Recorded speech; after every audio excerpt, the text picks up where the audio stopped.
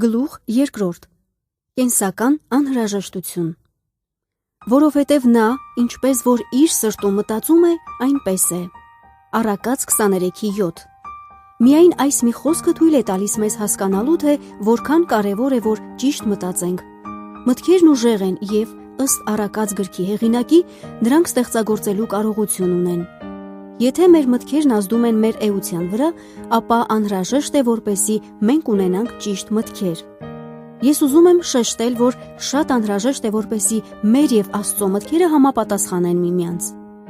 Դուք չեք կարող ունենալ դրական կյանք և բացասական միտք։ Մարմնի միտքը հոգու մտքի դեմ։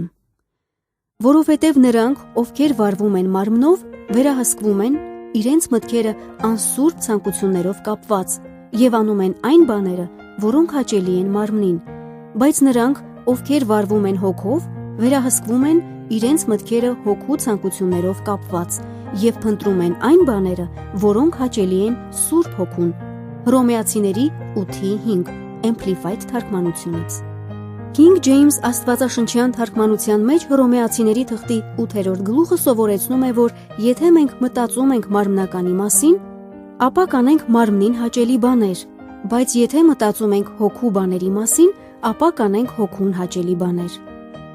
Թույլ տուր սա բացատրել այլ կերպ։ Եթե մենք մարմնավոր կերպով մտածում ենք սխալ և բացասական բաների մասին, այդ դեպքում մենք չենք կարող ապրել հոգու մեջ։ Հաջողակ քրիստոնեական կյանքում նորոգված և աստվածային մտածելակերպ ունենալը կենսական անհրաժեշտություն է։ Լինում են պահեր, երբ մարդիկ ծուլանում են, չգիտակցելով, թե որքան կարևոր է դրան ուշադրություն դարձնելը։ Սակայն երբ գիտակցում են, որ մեծ խնդիրներն առաջանում են դրանք անտեսելու պատճառով, ապա սկսում են միջոցներ ձեռնարկել։ Օրինակ, երբ բանկից զանգում են ձեզ և ասում, որ ձեր ծախսերը ձեր հաշվից գերազանցել են $850, դուք անմիջապես սկսում եք պարզել դրա պատճառը։ Միգուցե դուք մոռացել եք ներդրում կատարել, մտածելով, որ արդեն կատարել եք, և դուք անմիջապես վերցնում եք կանխավճարային գումարը և գնում եք բանկ, այդպիսով ազատվելով հետագա խնդիրներից։ Ես կցանկանայի, որ դուք այս հարցը դիտարկեիք որպես մտքի նորոգման մի տարբերակ։ Միգուցե ձեր կյանքում քաոսային իրավիճակ է տիրում, որովհետև տարիներ շարունակ ապրել եք սխալ մտածելակերպով։ Եթե այդպես է, ապա ձեզ համար շատ կարևոր է գիտակցել այն փաստը, որ ձեր կյանքը չի շտկվի, քանի դեռ ձեր միտքը շտկված չէ։ Դուք պետք է մտածեք այս կենսական անհրաժեշտություն կոչված բնագավառի մասին և լուրջ վերաբերվեք ձեր մտքում սատանայի կառուցած բերդերը քանդելու հարցին։ Օգտագործեք ձեր զենքերը, որոնք են Աստծո խոսքը, փառաբանությունն ու աղոթքը։ Աստծո հոգով։ Ոչ թե զորությունով և ոչ թե ուժով, այլ իմ հոգով, ասում է զորաց Տերը։ Զաքարիա 4:6։ Ազատության ճանապարհներից մեկն Աստծո օգնությանը հաճախակի դիմելն է։ Ձեր զենքերից մեկը աղոթքն է, այսինքն խնդրանքը։ Միայն վճռական լինելով դու չես կարող հաղթել քո իրավիճակները։ Իհարկե դու կարիք ունես վճռական լինելու, բայց այդ վճռականությունը պետք է լինի Սուրբ Հոգով և ոչ թե ձեր մարմնի ջանքերով։ Սուրբ Հոգին ձեր օգնականն է, ուստի դիմեք նրա օգնությանը։ Ապավինեք նրան, քանի որ միայնակ մնալով դուք չեք կարողանա հաղթահարել դժվարությունները։ Կենսական անհրաժեշտություն։ Հավատացյալի համար ճիշտ մտածելակերպը կենսական անհրաժեշտություն է, առանց որի պարզապես անհնար է ապրել։ Դա նման է սիրտը բաբախելուն կամ արյան ճնշմանը, առանց որոնց ապրելն անհնար է։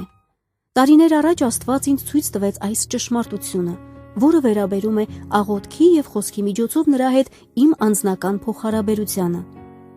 Իմ կյանքում խիստ կարգուկանոն էր տիրում այդ ամենն անելու առումով, մինչև որ Աստված ցույց տվեց ինձ դրանց կենսական անհրաժեշտությունը։ Ինչպես իմ առողջությունն է կախված իմ սրտի բաբախումից և արյան ճնշման մակարդակից, նույնպես էլ իմ հոգևոր վիճակն է որոշվում Աստծո հետ անցկացրած իմ կանոնավոր և արդյունավետ ժամանակից։ Երբ հասկացա, որ նրա հետ իմ ունեցած փոխհարաբերությունը կենսական նշանակություն ունի, ես իմ կյանքում դա դրեցի առաջին տեղում։ Նույն կերպ նաև երբ հասկացա, որ ճիշտ մտածելակերպը կենսական նշանակություն ունի հաղթական կյանքով ապրելու համար, ես սկսեցի ավելի լուրջ վերաբերվել այն մտքերին, թե ինչ եմ մտածում, և սկսեցի առավել զգուշորեն ընտրել մտքերս։ Ինչպիսին որ ձեր մտքերն են, այնպիսին էլ դուք եք։ Կամ ծառը դարձրեք առողջ, լավ, եւ նրա պտուղը առողջ, լավ, կամ ծառը դարձրեք անպետք, հիվանդ, վատ, եւ նրա պտուղն անպետք, հիվանդ, վատ, քանի որ ծառն իր պտղից է իմացվում, ճանաչվում եւ դատվում։ Մատթեոս 12:33 Amplified թարգմանությունից։ Աստվածաշնչում ասվում է, որ ծառը ճանաչվում է իր պտղից։ Նույնը վերաբերում է նաև մեր կյանքին։ Մտքերն ունենում են իրենց պտուղը։ Եթե ունենաք լավ մտքեր, ձեր կյանքը կտա լավ պտուղներ։ Եթե ունենաք վատ մտքեր, ձեր կյանքը կտա վատ պտուղներ։ Որպես փաստ կարող ենք դիտարկել մարդու վերաբերմունքը ինչ-որ բանի նկատմամբ եւ տեսնել, որ նրա կյանքում մտքերն են գերիշխում։ Ինչպես բարի մարդը չունի ստոր եւ վրեժխնդիր մտքեր, այնպես էլ չար մարդը չունի բարի եւ սիրող մտքեր։ Հիշեք Առակաց 23:7 եւ թույլ տվեք, որ այն դիպչի ձեր կյանքին։ Դուք այն եք, ինչ մտածում եք ձեր սրտում։ Ես հաճախակի եմ կրկնում այս խոսքերը։ Միտքն ուր տանում է, մարդն այն կողմ էլ գնում է։